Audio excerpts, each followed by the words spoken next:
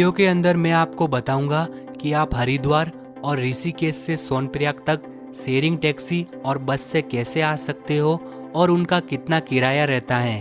हरिद्वार से सोनप्रयाग जाते वक्त रास्ते में आता है देवप्रयाग संगम, माता धारी देवी मंदिर और रुद्रप्रयाग संगम। इन जगहों पर आप दर्शन कैसे करेंगे?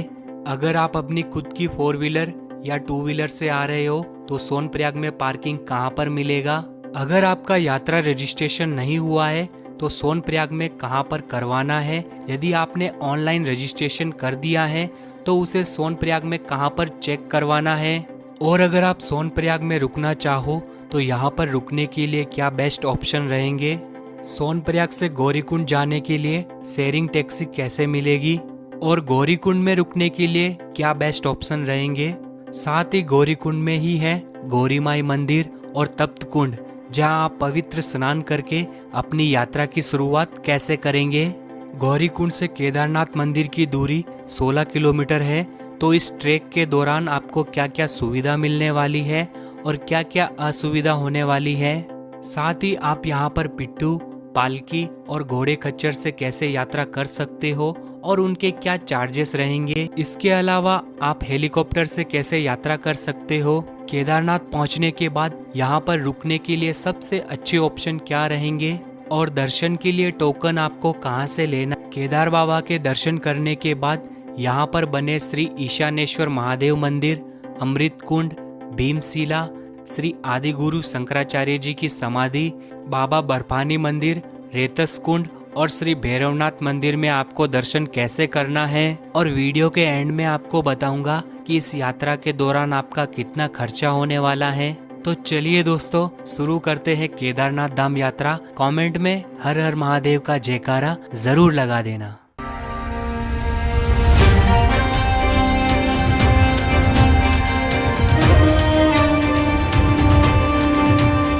के कई छोटे बड़े शहरों से डायरेक्ट हरिद्वार के लिए ट्रेन की सुविधा मिल जाएगी।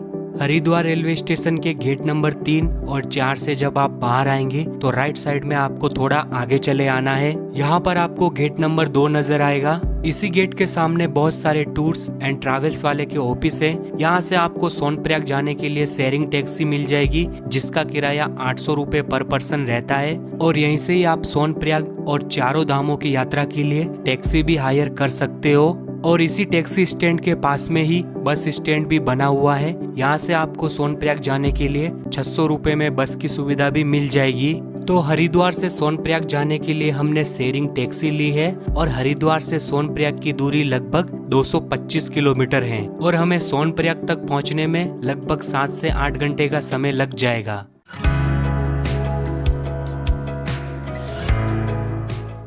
हरिद्वार से लगभग 22 किलोमीटर आगे ऋषिकेश आता है, जिसे योग नगरी भी कहा जाता है।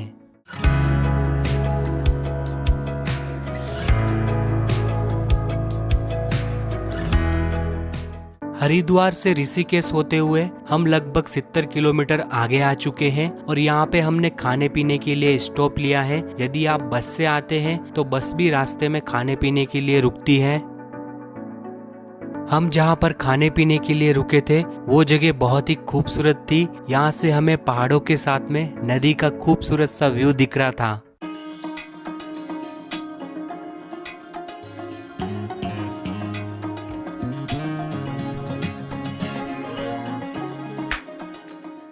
हरिद्वार से लगभग 90 किलोमीटर का सफर तय करने के बाद हम पहुंच चुके हैं संगम नगरी देवप्रयाग में। यहाँ पर एक तरफ से अलकनंदा नदी और दूसरी तरफ से भागीरथी नदी आती है। इन दोनों नदियों का यहाँ पर पवित्र संगम होता है। इसके बाद ये दोनों नदियाँ यहाँ से गंगा नदी का रूप ले लेती हैं। यदि आपको नीचे संगम में जाकर डुबकी लगानी है तो टैक्सी वाले को 300 से 400 रुपए एक्स्ट्रा देकर कुछ 300 से 400 सीढ़ियाँ नीचे उतरकर संगम में डुबकी लगा सकते हो। और यदि आप बस से आते हो तो बस यहाँ पर नहीं रुकती है, आपको चलती बस से ही देवप्रयाग संगम के दर्शन करने होते हैं।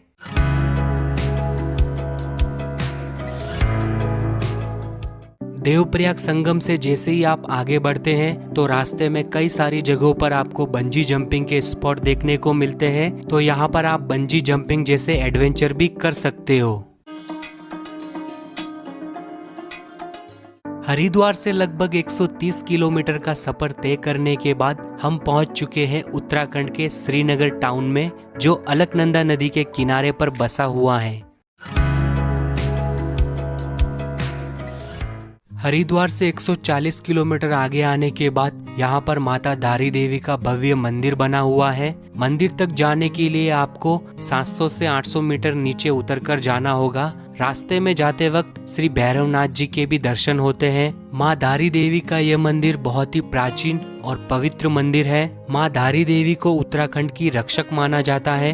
कहते हैं कि माँ धारी देवी सुबह कन्या का रूप, दोपहर में युवती का रूप और शाम के समय वृद्धा के रूप में दर्शन देती हैं। माँ धारी देवी का यह मंदिर अलकनंदा नदी के ऊपर बना हुआ है। माँ धारी देवी मंदिर के पास में ही नदी के उस पार जाने के लिए पुल बनाया गया है। आप इस पुल पर जाकर अपने अच्छे फोटो क्लिक करवा सकते हो।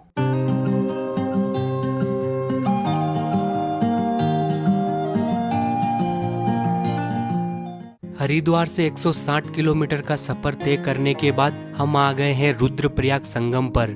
यहाँ पर एक तरफ बद्रीनाथ से अलकनंदा नदी और दूसरी तरफ से केदारनाथ से मंदाकिनी नदी आती है। इन दोनों नदियों का यहाँ पर पवित्र संगम होता है और ये स्थान भगवान शिव रुद्र को समर्पित है, इसीलिए इसे रुद्रप्रयाग संगम कहते हैं।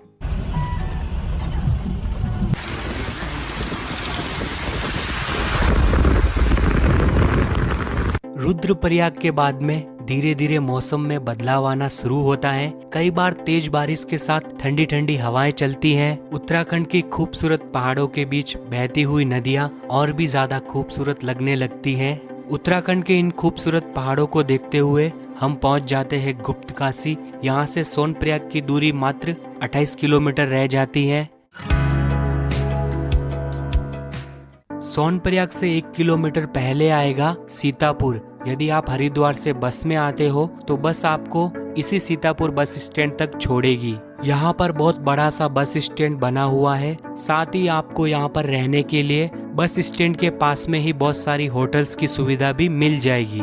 सीतापुर से 1 किलोमीटर आगे आने के बाद में यहाँ पर सोनप्रयाग की पार्किंग बनी हुई है। यदि आप शेयरिंग टैक्सी से आते हैं तो टैक्सी आपको इस सोनप्रयाग की पार्किंग तक छोड़ेगी, और आप अपने प्राइवेट व्हीकल से आते हो तो यहीं पर आपको 4 व्हीलर और 2 व्हीलर की पार्किंग की सुविधा भी मिल जाएगी। साथ ही आपको यहीं से हरिद्वार, ऋषिकेश, बद्रीनाथ जाने के लिए शेयरिंग टैक्सी भी मिल जाती हैं। सोनप्रयाग की पार्किंग से सीधा 100 मीटर आगे की तरफ आओगे तो राइट साइड में ये रजिस्ट्रेशन काउंटर दिखेगा। अगर आपने ऑनलाइन रजिस्ट्रेशन किया है तो यहाँ पर आपको अपना रजिस्ट्रेशन चेक करवाना है। अगर ऑनलाइन रजिस्ट्रेशन नहीं किया है तो यहाँ पर आपका रजिस्ट्रेशन भी हो जाएगा, बस अपने पास अपना आधार कार्ड जरूर रखना। सोनप्रयाग में रजिस्ट्रेशन काउंटर के आसपास में रुकने के लिए बहुत ही अच्छे होटल्स की सुविधा मिल जाएगी। यहाँ पर आपको 2 लोगों के लिए 1000 से लेकर 1500 रुपए की रेंज में काफी अच्छे होटल्स मिल जाते हैं। सोनप्रयाग का मार्केट काफी बड़ा है। यहाँ से आपको ट्रेकिंग से रिलेटेड जरूरी सामान के साथ ही बहुत सारी चीजें भी मिल जाएगी। यहाँ से आप शॉपिंग भी कर सकते हो।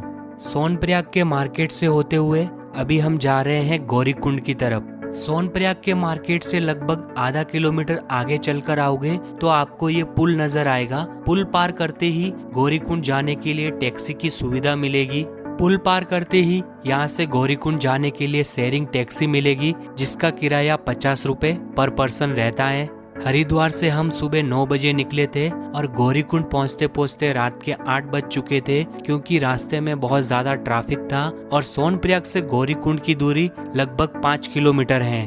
तो फाइनली हम गौरीकुंड पहुँच चुके हैं। यहाँ से गौरीकुंड का मार्केट शुरू होता है। यहाँ पर भी आपको ट्रेकिंग से रिलेटेड सारा सामान मिल जाएगा। साथ ही रुकने के लिए बहुत सारी होटल्स की सुविधा भी है। तो हमने गौरीकुंड में ही 2 लोगों के लिए 2000 रुपए में ये रूम लिया है। गौरीकुंड में रूम की प्राइस थोड़ी ज्यादा रहती है, लेकिन गौरीकुंड में ही रुकना सबसे सही रहता है, क्योंकि दूसरे दिन आप जल्दी उठकर अपनी यात्रा की शुरुआत कर सकते हैं। यदि आप सोनप्रयाग में रुकते हो तो वहाँ पर सुबह आपको टैक्सी के लिए लंबी लाइन में लगना पड़ सकता है। तो अगली सुबह हमने जल्दी उठकर गौरीकुंड में ही बने गौरी माई मंदिर में दर्शन किए और गौरी माई मंदिर के सामने ही उमापति महादेव के भी दर्शन किए। फिर हम आ गए गौरी माई मंदिर से कुछ सीढ़ियां नीचे उतरकर तप्त कुंड के पास में। यहाँ पर एक तरफ तप्त कुंड बना हुआ है और उसके ही पास में केदारनाथ से मंदाकिनी नदी आ रही है। तो आप सुबह जल्दी उठकर गौरी माई मंदिर में दर्शन करके इस तप्त कुंड में पवित्र स्नान करके अपनी यात्रा की शुरुआत कर सकते हो। गौरी कुंड से ही आप ये 50 रुपए में लाठी जरूर ले लेना, यात्रा के दौरान आपको चलने में बहुत ज्यादा काम आएगी। गौरी कुंड से ही आपको ऐसी पालकी मिल जाएगी जिसका प्राइस वजन के हिसाब से रहता है। नॉर्मली 70 से 80 किलो के इंसान का लगभग 11,000 रुपए तक लग जाता है। ये है पालकी का प्राइस। गौरी कुंड से ही आपको पिट्टू भी मिल जाएगा, इसका प्राइस भी वजन के हिसाब से रहता है। इसमें 50 किलो तक के इंसान का 8,000 रुपए तक लग जाता है। गौरी कुंड से आधा किलोमीटर आगे आने के बाद में यहाँ पर आएगा घोड़ा खच्चर पड़ाव। यहाँ से आपको केदारनाथ जाने के लिए घोड़ा खच्चर मिल जाएगा। इस घोड़ा खच्चर पड़ाव से केदारनाथ जाने के लिए घोड़े का प्राइस लगभग 3,500 रुपए लगता है। घोड़ा खच्चर पड़ाव से आधा किलोमीटर आगे आने के बाद आपको ये बड़ा सा प्रवेश द्वार नजर आएगा। यहीं से हमारी केदारनाथ यात्रा की ट्रेकिंग की शुरुआत होती है।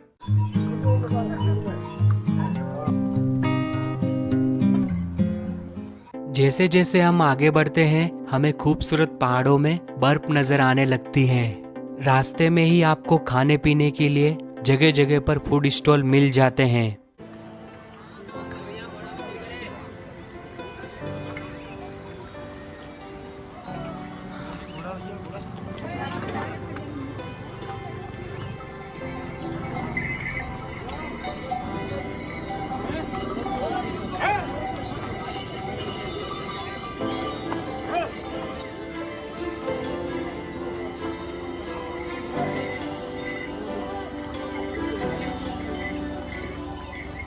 जगह जगह पर बारिश से बचने के लिए ऐसे रेन शेल्टर बनाए गए हैं। गौरी कुंड से लगभग 3 किलोमीटर चलने के बाद सबसे पहले आएगा चीरवासा भैरवनाथ जी का मंदिर।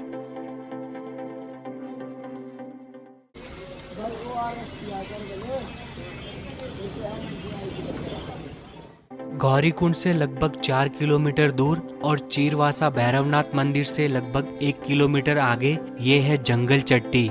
यहाँ पर आपको रुकने के लिए कैंप और मेडिकल सुविधा के साथ साथ खाने पीने की भी चीजें मिल जाती हैं। ट्रेकिंग करते समय इलेक्ट्रोल पाउडर जरूर पीते रहे, इससे ट्रेकिंग के दौरान बहुत ज्यादा मदद मिलेगी। गौरी कुंड से केदारनाथ तक सामान ले जाने में बहुत ज्यादा खर्चा आ जाता है, जिससे कि ऊपर जाते जाते चीजें बहुत ज्यादा महंगी होने लगती हैं। जंगल चट्टी से थोड़ी ही दूर चलने पर यहाँ पर आएगा प्राचीन हनुमान जी का मंदिर। यहाँ पर भी आप दर्शन जरूर करना।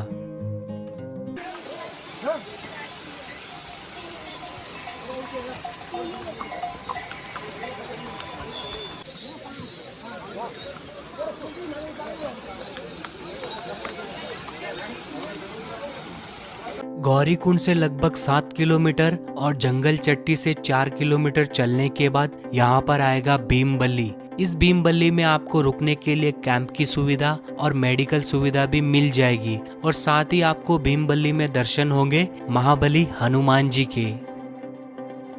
और भीमबल्ली से भी आपको ऊपर जाने के लिए घोड़ा खच्चर मिल जाएगा, जिसका प्राइस गौरी कुंड से भी कम रहेगा।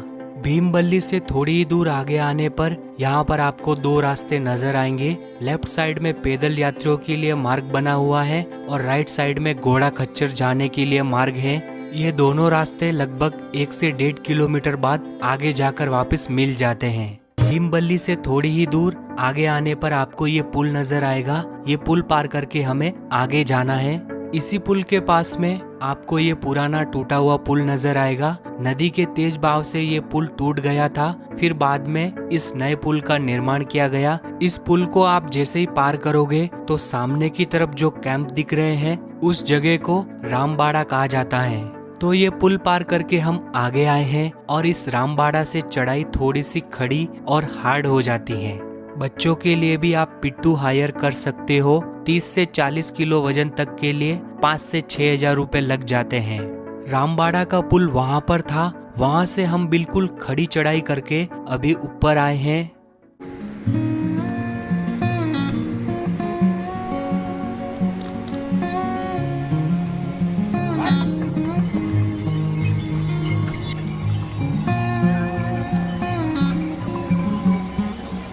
रास्ते में आप ड्राई फ्रूट्स और हल्का फुल्का गर्म खाना पीना जरूर खाते रहिए। रामबाड़ा के आगे आता है छोटी लिंचोली। यहाँ पर भी आपको रुकने के लिए कैंप और मेडिकल की सुविधा मिल जाती है।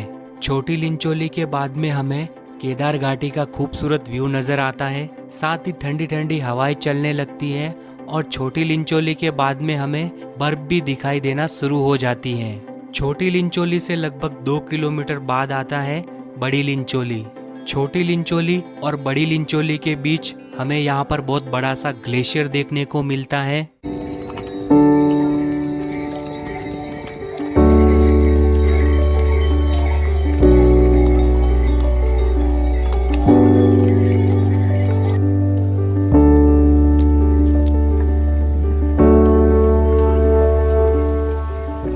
अभी हम पहुंच चुके हैं बड़ी लिंचोली। यहाँ पर भी रहने के लिए कैंप, मेडिकल सुविधा और खाने पीने की सुविधा भी मिल जाएगी। कई सारे लोग जंगल चट्टी, भीमबल्ली, छोटी लिंचोली, बड़ी लिंचोली इन जगहों पर रात रुकते हैं और दूसरे दिन सुबह जल्दी उठकर अपनी यात्रा की शुरुआत करते हैं। बड़ी लिंचोली के बाद तो हमें और भी ज्यादा बड़े बड़े ग्लेशियर देखने को मिलते हैं। इस बार केदारनाथ यात्रा थोड़ी जल्दी शुरू हुई थी, इस वजह से हमें बहुत ज्यादा ग्लेशियर देखने को मिल रहे हैं। ये ग्लेशियर आपको मई के एंड तक ही देखने को मिलेंगे।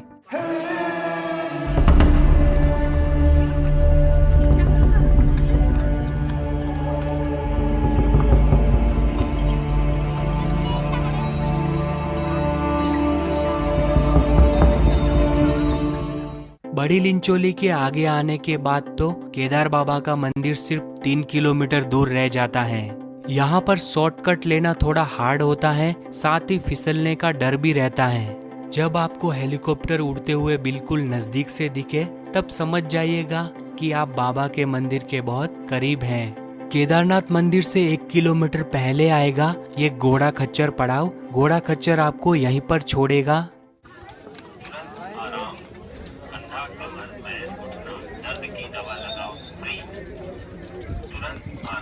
घोड़ा खच्चर पड़ाव से आगे ही नंदी बेस कैंप है। यहाँ पर आपको रुकने के लिए टेंट की सुविधा कम प्राइस में मिल जाती है।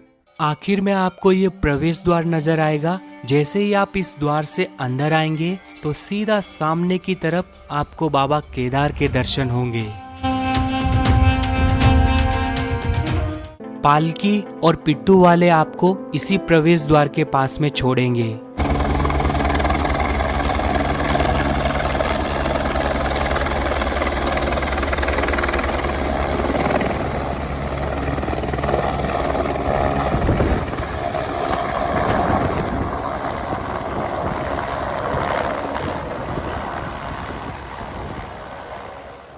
और उस प्रवेश द्वार से आगे आने के बाद यहाँ पर हेलीपैड बना हुआ है।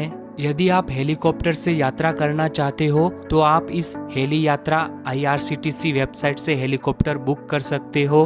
हेलीकॉप्टर 3 जगहों से चलते हैं, सिरसी, फाटा और गुप्त काशी से। सिरसी से केदारनाथ धाम तक का हेलीकॉप्टर का फेयर है 6,390 रुपए और फाटा से 10,164 रुपए और गुप्त काशी से केदारनाथ धाम तक का फेयर है 12,762 रुपए। इस टिकट प्राइस में आना जाना दोनों इंक्लूड रहता है।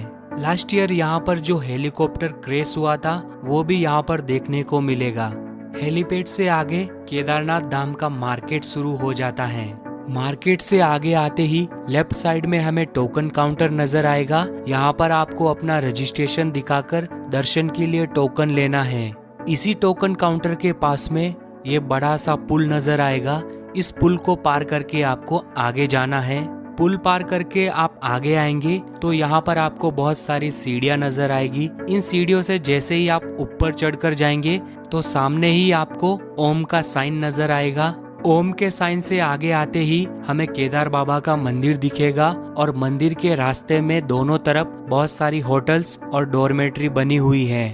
ओम के साइन से 100 मीटर आगे आने के बाद फाइनली हमें केदार बाबा के संपूर्ण मंदिर के दर्शन होते हैं। यहाँ पर GMVN के बहुत बड़े बड़े गेस्ट हाउस बने हुए हैं, लेकिन यहाँ पर प्राइस बहुत ज्यादा रहता है। 2 लोगों के लिए 7 से 8 हजार रुपए में रूम मिलता है, लेकिन उसमें गर्म पानी के साथ में बहुत सारी सुविधाएं भी मिल जाती हैं।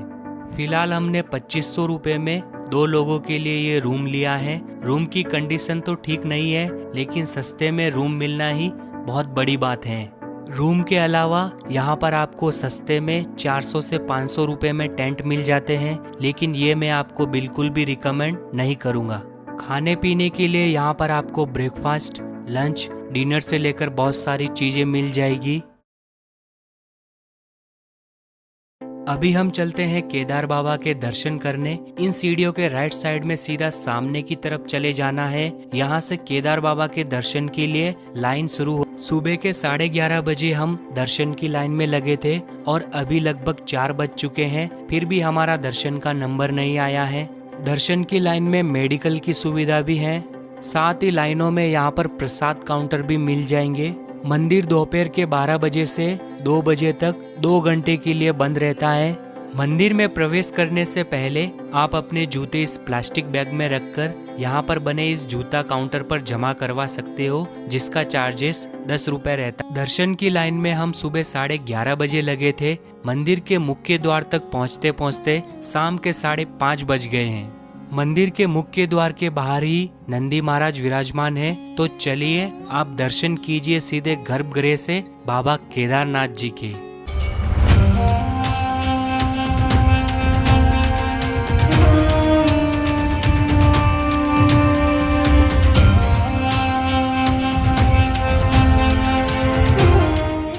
मंदिर परिसर के अंदर केदार बाबा और नंदी महाराज के साथ साथ द्रौपदी जी, 5 पांडव, श्री लक्ष्मी नारायण जी और श्री कृष्ण जी के भी दर्शन होते हैं। मंदिर में दर्शन करके जैसे ही आप एग्जिट गेट से बाहर आएंगे तो यहाँ पर लेफ्ट साइड में बना हुआ है श्री ईशानेश्वर मंदिर। यहाँ पर भी आप दर्शन जरूर करना। अभी आप आ जाइए मंदिर के ठीक पीछे की तरफ। यहाँ पर बना हुआ है अमृत कुंड। मंदिर के अंदर किया हुआ रुद्राभिषेक का जल इस अमृत कुंड में आता है, तो ये जल अपने घर के लिए जरूर लेकर जाइएगा। मंदिर के राइट साइड में ही विशेष पूजा काउंटर बना हुआ है, जिसमें 7,500 रुपए में 5 लोग मंदिर के गर्भगृह में जाकर पूजा करवा सकते हैं।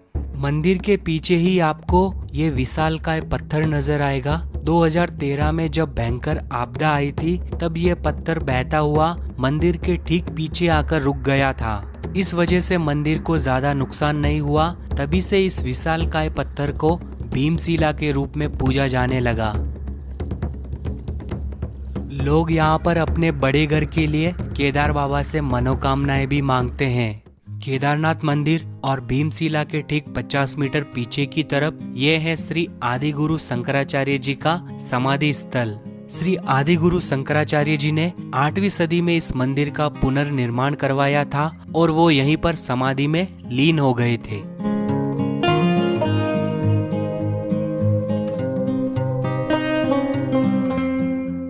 केदारनाथ मंदिर में दर्शन करके जैसे ही आप एग्जिट गेट से बाहर आते हैं, तो एग्जिट गेट के ठीक सामने की तरफ श्री भैरवनाथ मंदिर जाने के लिए रास्ता बना हुआ है। केदारनाथ मंदिर के लेफ्ट साइड से होते हुए ये पुल पार करके अभी हम जा रहे हैं श्री भैरवनाथ मंदिर में दर्शन करने, जिसकी दूरी केदारनाथ मंदिर से लगभग 1 किलोमीटर दूर है। भैरवनाथ मंदिर से आपको पूरी केदार घाटी का प्यारा सा व्यू दिखता है।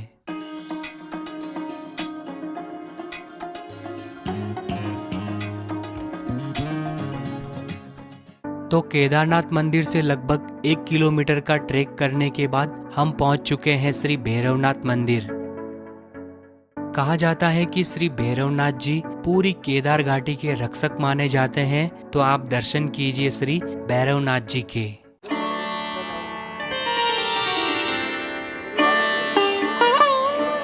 तो यहाँ से आपको पूरी केदार घाटी का व्यू दिखता है। सबसे पहले आपको हेलीपैड नजर आएगा। हेलीपैड के आगे यहाँ पर टोकन काउंटर है। टोकन काउंटर के आगे ही ये पुल पार करके सीढ़ियों से ऊपर आते ही ओम का साइन बना हुआ है। ओम के साइन से आगे आने पर केदार बाबा का मंदिर है। श्री भैरवनाथ मंदिर में दर्शन करने के बाद जैसे ही आप नीचे आएंगे, तो नीचे आने के बाद आपको लेफ्ट साइड में सीधा आगे चले आना है। यहाँ पर आपको दर्शन होंगे रेतस कुंड के। ये कुंड काफी चमत्कारी कुंड है। यहाँ पर महादेव के जोर से जयकारे लगाने पर पानी में बुलबुले निकलते हैं।